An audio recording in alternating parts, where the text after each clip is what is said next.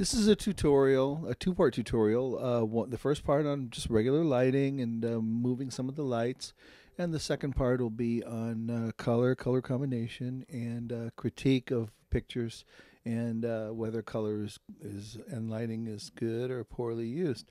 Many times when we look at people just starting out using Carrara, the lighting is either flat or too loud. So in the tutorial, we're going to start off with a 3-bulb light, which is the most common form of lighting that's used in photography or industrial photography. While the results may not be spectacular, it leaves your objects bright and colorful and no odd shadows. And so these 3-bulb lightings they're all three going to have exactly the same setting. In all the pictures, we're using one light and setting it and then duplicating it. And this is to show that when you start changing the settings, you can dramatically change the light and how well it works within the picture. But like I said, these lights will all have exactly the same intensity and all be exactly the same height. The color tutorial will be in a second video. So we're starting off here with the scene showing that there's no lights in the scene, and the ambient light's been set very low, and all the objects actually come from Carrara. Now you can see we put 3 lights, one on either side of the camera and one behind the object. They're regular bulb lights. They all 3 have exactly the same setting. I think that I set it like at 50%. They're all the same height, and this is to show that this is a very common form of lighting. You can see they're all set at 50%. Very common form of lighting that's used over and over again in photography. It always achieves a good result. You can see there's depth there, there's color. Nothing looks really flat. I mean, it's not spectacular light. This is the same lighting with soft shadows enabled. And then finally we'll have the global illumination. Here's a global illumination. You can see it's not spectacular lighting, but it's just the most common form of lighting. 3 lights, 2 on either side, 1 in the back. This is important for getting our lights. Now you can see here, these are a bunch of samples of lighting. You notice in all of these only have 3 lights, 1 on either side of the camera and 1 in the back. And like I said, it's not spectacular lighting, but it always gives a lot of depth. Everything is clear. It looks real nice. This is the good place to start off from when you want to light your scenes. Too many scenes are flat, so poorly lit. All the hard work that the animator has done is just fallen away because of the poor lighting. This is the good place to start.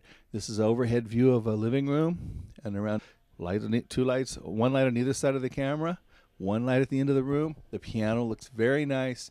Everything is really well lit, so you can see it clearly. It's very colorful. Here's an outdoor. It even works with outdoor. You can see the shadows are huge. There's nothing fancy set. 1 light on either side of the camera, 1 behind the object, to be able to see it very clearly and give a lot of color and depth. And now to judge the distance of the light fall off, here we're looking at a light overhead view, and then we moved it, and we can see that it traveled from 10 to -10. That's 20 units.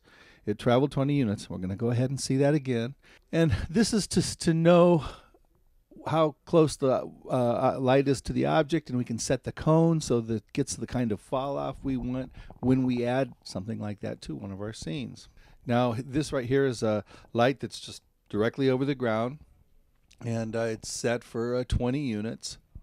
And what we'll see is a disk of light that's exactly even over the whole area. And this is the default setting of the light. Now here we have it set for a fall off of 20%. You can see where the red is where it's falling off, and that's at the edges because it's only set for 20%. The whole center is the same. Cone lights work exactly the same. This is a cone light directly overhead. It creates a solid cone of light. And then when we set it, on this one we set for 30%, and you can see there's a fall off along the edge, and then the center part is exactly the same. If we set it to 100%, it would fall off from the center to the very edge, but this is only along the edge. Let's take a look at how we flicker a candle.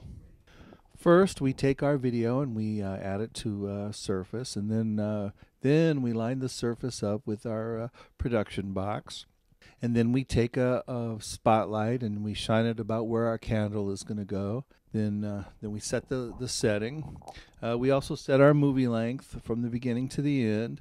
At the beginning, we set one value for an intensity, and we do a quick render to see what it looks like. And then we move to the very end, and where we set a much higher or a much lower value to give us the flicker when we set our noise option. And then we pick in the sequencer down between the beginning and the end, see where the X is, and the yellow is highly lit. Then we go over to the tweener in our properties box and set the seed for like 8,000, the T-scale for like 5%, and the magnitude for something like 1. A quick render shows us how nice the flickering has affected the film, and how much it looks like a candle flicker. Next, we add a candle with a bulb setting at the top, and then we go to our a lens flare effect and do the same thing at the beginning of the film. Set one setting, maybe not as bright. At the very end of it, set one that's a little too bright, so when the noise tweener kicks in, it gives an appearance of a flickering film. And set the noise tweener exactly the same as you used for the spotlight, using exactly the same settings. And we use our first rendered film as the background for the camera, and then when the entire thing is completely rendered, you can see it looks very much like a flame flickering, and it makes a beautiful effect.